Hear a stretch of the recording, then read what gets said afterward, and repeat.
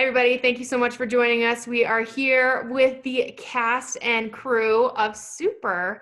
Lauren Sloan, the initiative's producer for SeriesFest. And I am excited to talk to this great group we have right here about the project that you just saw, Super. So, Jeremy, let's start with you. I would love to kind of hear about the genesis of this project. First of all, congratulations on a beautiful, incredible project. It is just visually stunning.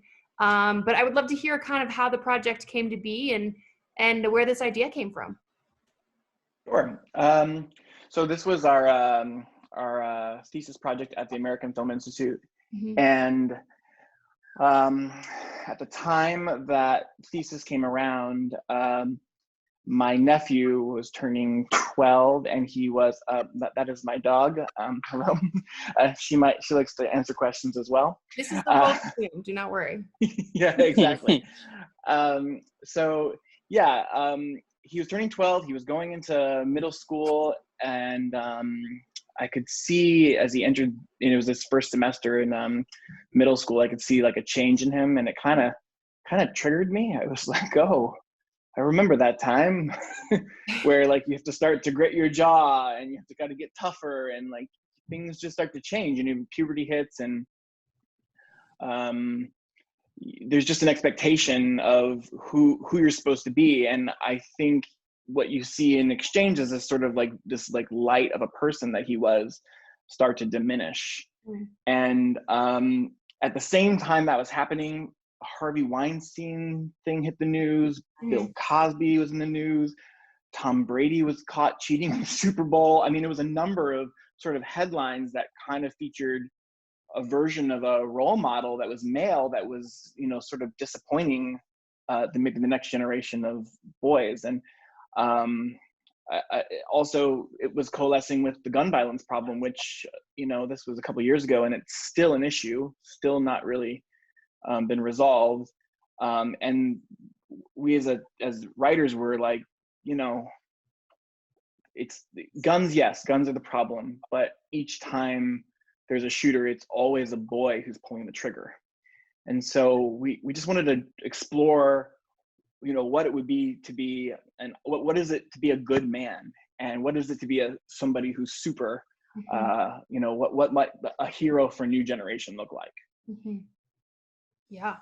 I feel like when I first turned on your piece, I felt immediately on edge. I think that you did such a great job of kind of grabbing attention, and I just kind of, you put me in the right mindset for the rest of the project from the get-go. I think that was very well executed. And part of that, I think, was, Jonah's role. You did an incredible job. I don't know how old you were when you shot that, but how did you find Jonah? How did he come to be in this project? Well, Jonah, so we got a great casting director early on. I had shared the script with some friends, and very fortunately had passed it on to this casting director named Debbie Romano. And she really just had such a point of view on it, and really brought in a lot of people that were really talented. But the minute Jonah walked in, I immediately felt that we had found somebody really special. Jonah is, and as if you're not here, Jonah, I'm going to talk about you in the third person, but he really has this ability to just be really authentic, despite whatever is going on, whatever might force an actor to push or show or make it be something. On a film set, there's a lot that can go against you as an actor, and he really kind of is a rock as far as that goes. When we hit action, he's gonna do what the scene is. He's not gonna force it. He's not gonna suddenly put on something, and that was a real gift for this. And he should talk about it though, because I think he has his approach to it was fantastic for the project. What did you think about the part, Jonah?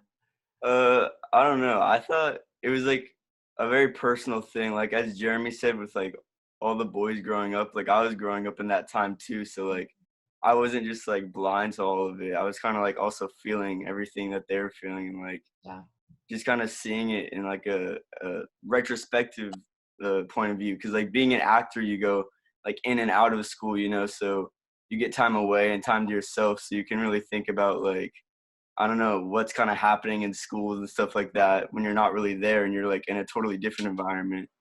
So I don't know, it just gave me like a totally different point of view and like a lot of empathy for people in that situation. So I don't know, it was easy for me to play that part. That's great. You had a real like quiet strength, I felt like, and as the project went on, you could feel it more and more. And then I think, especially when it got to the part when you were falling down from the rope, you know, I was just that to me was like a whole shift change of just who this character was becoming. And which, by the way, Kate, I have a sneaky suspicion you had something to do with the visual effects in this project. You know, it was a lot of Jeremy too. And so I love Jeremy. Actually kind of got me into the effects, seeing with the power that even just a little bit can have. And definitely with this project, it was prepped. Everyone really knew what we were going to be doing on the day. It's not like we had a ton of money. It's not like we had a ton of time. So everyone just needed to get on set and know what needed to happen. It looks like you had both. It looks like you had money and time on this. It's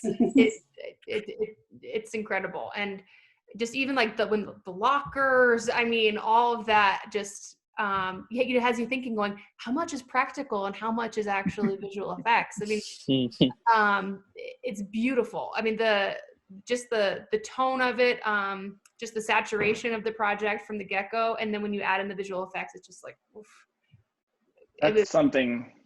That's something we really wanted. I'm glad to hear you say that. I think with Kate and our other producers, Christina Cha and Alex Puri, they all were really interested in figuring out what they could do with a very little bit of money. And I think that was only possible, I think, as long as, like, on the production side, as a director, like, that we were able to be as prepped with them as possible, so we all knew exactly what we were doing.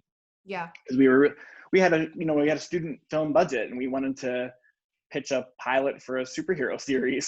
So, you know, what we were like, how do we do that? How do we, the key was being really planned and really just knowing what our powers were. It's like, yeah, we might have imagined this one sort of superhero sequence, but that wasn't possible with our budget, but we could do this other thing. And very often we ended up having better ideas because of that.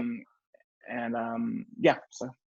That's great. I mean, you're breaking some of the rules there. You're like, I want to work with kids and some special effects, but I don't have any money. But I mean, yeah.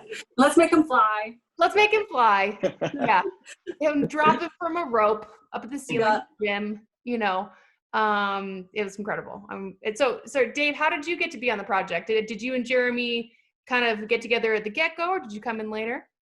So Jeremy and I, at AFI, we had like, they were called like cycle films, which were pretty much exercises, all throughout like our first year in the program. And Jeremy and I worked together on the first one that we did. And like immediately we kind of had like it's like, oh, this works. Like there's a bit of grinding gears, you know, as there are always in like, you know, creative, like, back and forths and collaboration, but like we always ended up with a product that we were both like happy with and we felt proud of. And moving forward, we were sharing scripts back and forth throughout the next year. And whenever it finally came time to do thesis, we wanted to work together again on something, and it seems like a great opportunity. Yeah. And whenever Jeremy gave me the idea, it originally started with an idea of just a boy who wanted to fly away from his issues. And as with everyone else in the group, like that's such a, I don't know, like an emotional but simple thing. And really what sort of made it work was Jeremy and I, like, because we had this sort of shorthand, could approach this topic and put ourselves into it without like stepping on each other's feet. Great. It's incredible. So what's the next step with Super? Where's the project? Are we gonna kind of just see it at SeriesFest and see what happens, or have more episodes been written? Is it in development? Where are we with it? Yeah, we actually have several episodes, and we have the first season really is completely ready to go. We're now looking to do another pass on that season, and we're starting to share that. We're starting to see, the interest. It's always that moment when you've been working on something for a while, when you finally let it out the door, where you're like, oh, there she goes. Oh, I hope she can fly on her own. So that's kind of where we're at with it right now. Like we're just about to let it out the door. So and start to share it with people. So we're very excited to be able to share it at SeriesFest, and then we're also we're very excited to be a part of the College Television Awards this year with the Television Academy, and that's kind of like it's sort of coming out event, these two events. So yeah, that's great. I mean, you guys should be incredibly proud. It's a wonderful project, and I just want to see Jonah just evolve into this superhero through the progression of a series. Right? Yeah. I know, we all do. I think we will. I have a sneaking suspicion. But I just want to thank you guys for being here and for being part of our Q&A. And hopefully we can be together at SeriesFest one of these days when our world kind of goes back to normal. But this has been so Yeah, that'd be nice great, guys. Mm-hmm.